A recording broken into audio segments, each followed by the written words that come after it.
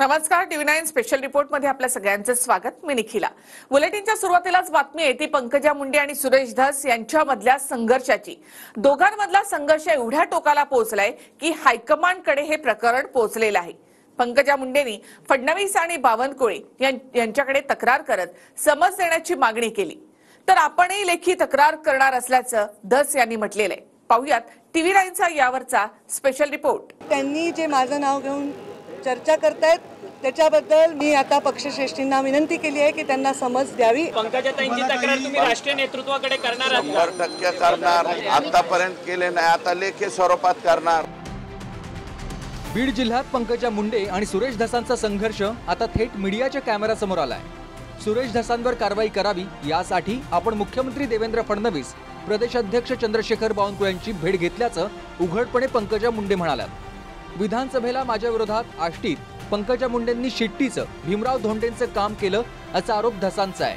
त्यामुळे पंकजांनी आता धसांवर कारवाईची मागणी केली आहे.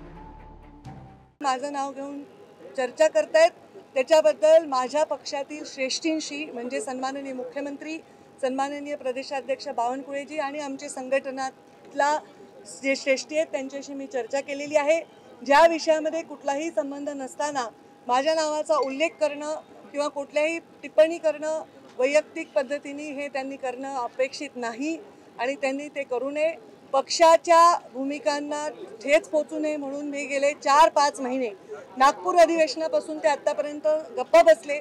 पण मी आता पक्षश्रेष्ठींना विनंती केली आहे की त्यांना समज द्यावी. असंच मी त्या पत्रकारांनाही बोलले. त्यांनी अशी हेडिंग दिली की पक्षश्रेष्ठींनी समज द्यावी. मी असं नाही म्हणले, मी म्हणले पक्षश्रेष्ठींना मी विनंती केली आहे की समज द्यावी. असं मी काय भारतीय जनता पक्षाचा उमेदवार सोडून दुसऱ्या उमेदवाराचा प्रचार केलेला नाही. त्यांनी भारतीय जनता पार्टीचा उमेदवार सोडून दुसऱ्याचा प्रचार केलेला आहे. शिट्टी या चिन्हाचा प्रचार केलेला आहे. मग कारवाई करायची तर त्यांच्यावर कारवाई करा असं माझं मत आहे. आष्टी विधानसभा मतदारसंघात त्यांच्या विचाराचा माणूस निवडून आलेला नाही. मी भारतीय जनता पार्टीचा माणूस म्हणून निवडून आलेलो आहे. पंकजाताईंची तक्रार तुम्ही राष्ट्रीय नेतृत्वाकडे करणार आहात? 100% करणार. आतापर्यंत केले नाही, आता लेखी स्वरूपात करणार.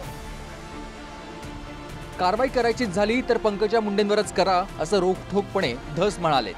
आष्टी विधानसभा मतदारसंघात भाजपचेच बंडखोर उमेदवार भीमराव धोंडे अपक्ष लढले आणि शरद पवारांच्या राष्ट्रवादीचा तुतारीवर उमेदवार असतानाही अपक्ष धोंडेंनी दुसऱ्या क्रमांकाची मतं घेतली. सुरेश धसांना 1,40,507 मतं मिळाली. भाजपचे बंडखोर अपक्ष उमेदवार भीमराव धोंडे यांनी 62,532 मतं घेतली. तर शरद पवारांच्या राष्ट्रवादीचे उमेदवार मेहबूब शेख यांना 52,738 इतकी मतं मिळाली. विधानसभेला सुद्धा त्यांचं एकच सीट होतं. माझ्या सीट बद्दल ते म्हणलेच नव्हतं. माझ्या इथं त्यांचं शिट्टी हे चिन्ह होतं. शिट्टी हे चिन्ह होतं. पंकजाताईंचं आष्टी मतदारसंघात कमळ हे चिन्ह नव्हतं. त्यांचं चिन्ह शिट्टी होतं. त्याच्यामुळे ते तसं म्हणत असतं. मी प्रचार केलाय की नाही तुम्ही रेकॉर्डवर जाऊन पहा. आणि या राज्यामध्ये अनेक लोक जे भारतीय जनता पार्टीशी निगडीत होते ते अपक्ष उभे राहिलेले आहेत. अनेक लोक दुसऱ्या पक्षाचे अपक्ष उभे राहिलेले आहेत. डायसवर जाऊन प्रचार करून मतदानाची मी विनंती केलेली आहे. त्यामुळे ह्याचं उत्तर मला द्यायचं नाही कारण आरोपच चुकीचा आहे. जर प्रचार करताना हा आरोप करायचा होता जाहीर सभेमध्ये त्यांनी प्रचार करताना तर माझ्याशिवाय कुठल्या नेत्याचं नाव देखील घेतलं नाही या राज्यात. आणि त्यामुळे निवडणूक निकाल लागल्या त्यांनी हा आरोप करणं हे पूर्णतः निवडून आलाय जो व्यक्ती 75,000 मतांनी निवडून आलाय त्याचं मी काम नाही केलं तर ते शक्य होईल का हे थोडी आपण आत्मपरीक्षण करा. माझ्यासाठी कमळाचं काम करण्याऐवजी पंकजा मुंडेंनी शिट्टीचं काम केलं असा आरोप धसांचा आहे. मग मी काम केलं नाही तर 75,000 मतांनी धस कसे जिंकले असा पलटवार पंकजांनी केलाय. उलट लोकसभा निवडणुकीत आष्टीतून माझीच लीड अर्ध्यावर आली असं म्हणत पंकजांनीही धसांवरही सवाल केलाय. मला लोकसभेला जेवढी लीड मागच्या वेळी होती त्याच्यापेक्षा अर्ध्यापेक्षाही ती कमी झालेली आहे. मग त्यांनी माझं काम केलं नाही असं तर मी कधी जाहीर वाच्यता केली नाही. अनेक लोकांनी माझं काम केलं नाही पण त्या परिस्थितीला अडचणीला मी बागे टाकलं आणि पक्षाच्या कामाला लागले. त्यांनी अशा भूमिका जाहीर मागणं हे आमच्या पक्षाच्या श्रेष्ठींना मान्य होणार नाही. पक्षाच्या शिस्तीला मान्य होणार नाही. त्यांनी निवडून आलेल्या त्याच गुलालात माझ्याविषयी बोलले पण आज आमचा निकाल कधी लागलाय? नोव्हेंबरमध्ये. ऑक्टोबरमध्ये कधी लागलाय 23 नोव्हेंबर पासून आज 12 मार्च पर्यंत मी या विषयावर कधीही भाष्य करायचं टाळलं, कारण माझ्या पक्षाला त्याच्यामुळे पीडा होते. तो वाद पक्षाचा समोर येऊ नये म्हणून. आणि पक्षश्रेष्ठींना मी विनंती केलेली आहे की त्यांनी समज द्यावी की हे खरं आहे आणि या विषय माझ्यापुरता इतकाच आहे. पंकजा आणि धसांमधला संघर्ष आता एवढा टोकाला पोहोचलाय, त्यांनी विरोधकांप्रमाणेच मुंडेंसोबतच्या भेटीवरून धसांवर शंका उपस्थित करणारा सवाल केलाय. सकाळला दिलेल्या मुलाखतीत पंकजा म्हणाल्या की धस सर्वत्र कॅमेरे घेऊन फिरतात, मग धनंजय मुंडेंची भेट गुपचूप का घेतली? धसांनी या भेटीविषयी महाराष्ट्राला उत्तर देणं अपेक्षित आहे. 3 वर्षांपासून महायुतीचं सरकार आहे. धनंजय मुंडे बीडचे पालकमंत्री होते, तर सुरेश धस आमदार होते. त्यावेळी वाल्मिक कराड काम करत होता. तेव्हा धसांनी तक्रार का केली नाही? मी मंत्री झाल्यावरच त्यांना बीडमध्ये गुन्हेगारी वाढल्याचं दिसू लागलं. हे बघा, कॅमेरे घेऊन मी जात नव्हतो. कॅमेरे माझ्या पाठीमागे येत होते. आजही कॅमेरे माझ्या पाठीमागे येतात.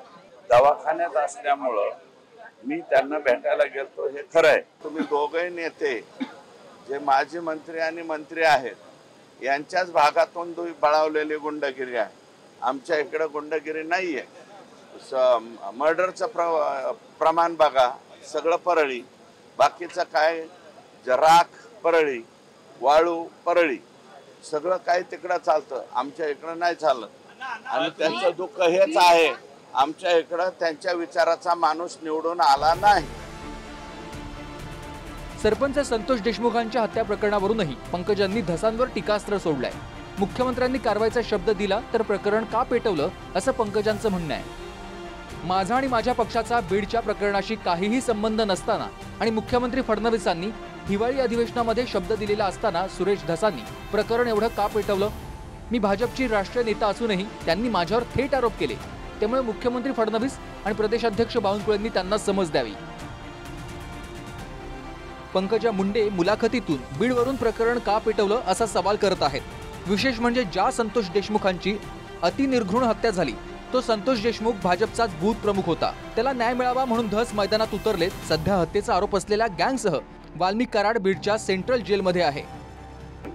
संतोष देशमुखच्या गुन्ह्यांना फाशी होत नाही तोपर्यंत हे प्रकरण मी तेवढं ठेवणार. मी आणि माझा पक्ष. मग आम्ही कोणत्या पक्षाचे?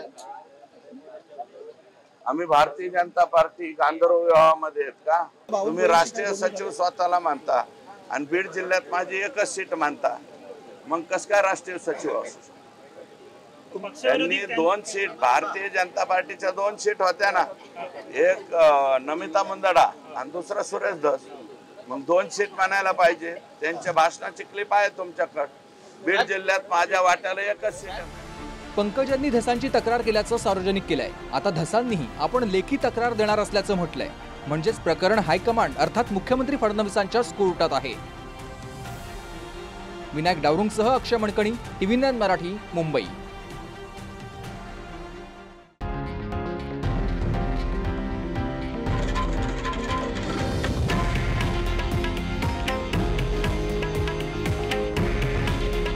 हे आहे देशातील नंबर 1 न्यूज नेटवर्क आणि आपण पाहत आहात TV9 मराठी.